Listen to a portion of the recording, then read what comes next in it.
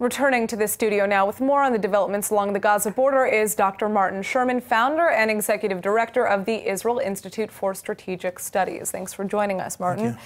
All right, so who do you think is primarily responsible for the rocket attacks against Israel, and how should Israel be responding?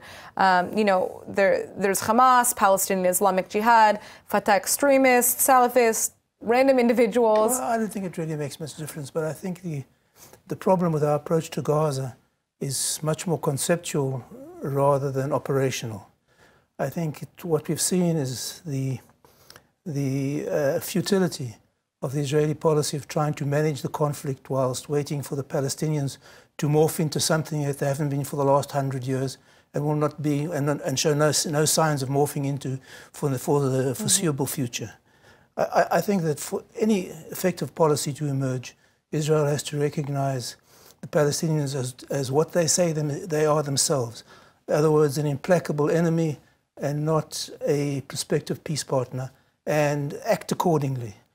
Because as long as Israel's policy is mortgaged to the hope of a two-state solution, we will never be able to take effective action. Well, Israeli jets are returning fire, but obviously in a more limited manner. That means nothing. As to not start a war, because Israel clearly does not want to instigate a full-on war. But that's the anomaly of the whole situation. Hamas should be afraid of escalation, not Israel. The balance of power is so hugely in our favor. The Hamas should be afraid of escalation, not Israel. Well, going back now to the Hamas cell that was just uncovered in the West Bank, do you think that this cell and others like it are more to threaten Israel or to really unseat the Palestinian Authority from power? Well, probably both.